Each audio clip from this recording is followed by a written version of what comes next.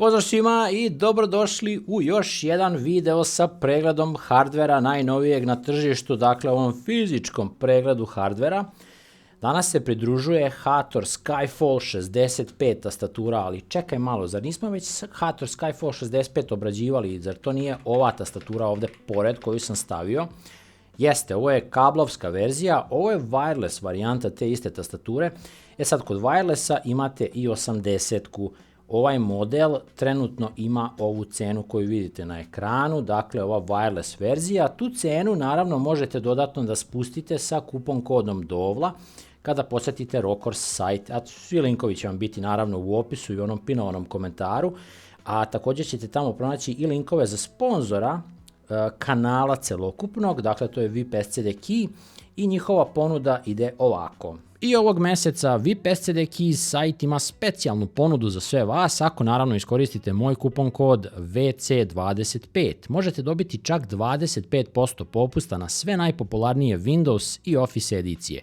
Ugrabite vašu verziju već danas i ostvarite maksimalnu uštedu. Ok, šta treba razjasniti odmah u startu? Znači ovo je manje više ista tastatura, sve je identično, isti je i format, ali ovo wireless verzija, što znači da postoje dve razlike. Ona u ceni koju smo već pomenuli i u činjenici da ova ima bateriju. I stavio sam ih obe tu, pa ću probati onako čisto da uporedim razliku u masi, pošto ćemo tamo vidjeti koja je masa kod ove, koja je kod ove tastature, pošto to mora jednostavno da bude zbog same baterije. I to je manje više to, znači vidjet ćemo kako svetli ova bela verzija, ja pretpostavljam da je dosta atraktivnija od ove crne. To je manje više to, znači kada su ti detalji u pitanju i ovdje naravno imate dodatnu oznaku jer tamo se završavalo ovo šta tastatura kao donosi sa ova 3 polja, dok ovdje imate ovo Bluetooth 5.3, 2.4 i USB konekcija, logično.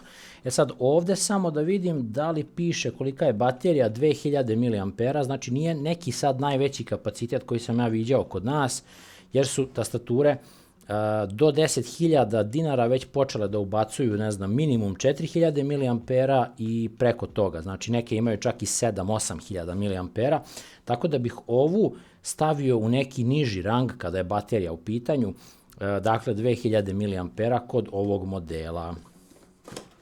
Da vidimo šta se u kutiji nalazi, mada znate već šta se nalazi, vidjeli smo sve, znači ovdje su vam, pogledajte, ima jedna razlika.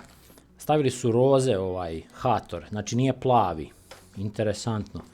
I oni stikeri su tu, kabel također, opleteni, onaj koji za miševe koriste. Imate ovaj vadičep, takozvani znači za keycapove i za switcheve, logično, i ova trakica za space. Dakle, to je manje više sve isto i tamo imate onu dokumentaciju i stikere. I onda sama tastatura. Sad ćemo ih staviti jednu pored druge, čisto da vidite, isti su format. Ovo ćemo isto sa strane staviti, nije bitno. Identičan format ove dve tastature, ova je pod nagibom, ova druga nije. I da, postoji još jedna razlika koju sad vidim od dole, a to je smeštaj onog USB dongla. Samo da ja vidim, je li to meni lepo izoštreno, da se to fino vidi. I, dakle, to su vam glavne razlike između ovih tastatura wireless kod ove i ova kolorna kombinacija, koja meni izgleda daleko bolje od ove full crne verzije. Neko neće voleti ovo, ako imate naviku da grickate nešto dok se igrate, sve će se vidjeti na ovim kapicama, bez brige, znači neće propustiti priliku da nam to pokaže ova tastatura, tako da bi vrlo brzo moglo biti vrlo onako prljavo. Ali neko ko je onako dosta pedantan i koristi više onako kao showcase taj svoj setup, onda će možda više voleti ovakvu varijantu.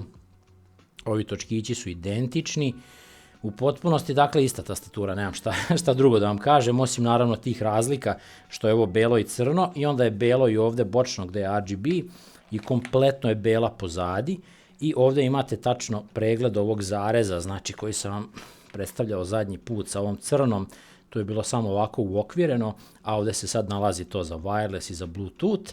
I naravno još jedna razlika, ovdje imate rupu za ubacivanje dongla i on se tu čuva. I to je to. Znači to su neke glavne razlike. Idemo sad da vidimo kakav je softver, znači šta je on doneo još dodatno vezano za ove wireless tehnologije.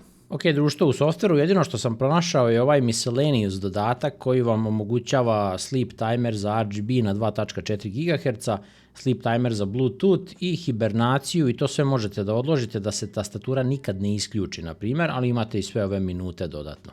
Ok, društvo, i evo vam primjer toga kako ova tastatura izgleda kad je u potpunosti osvetljena, dakle, drastično više dolaze do izražaja ovi RGB efekti, kad imate bele kapice i naravno ova pozadina je također bela. Mislim, bela je ona i kod ove crne tastature, ali se to ne probija toliko i nema takav efekat sa crnim tasterima, logično. Tako da ovo meni izgleda daleko bolje od one verzije. 80-ka je verovatno još bolja, još više tastera ima pa izgleda još lepše, znači imate čitav F-red, gore skroz i još neke dodatne ovde sa strane. I to je manje više to, znači to su te neke glavne razlike. Sad pitanje je da li se vama isplati ići na ovu varijantu ili na onu drugu.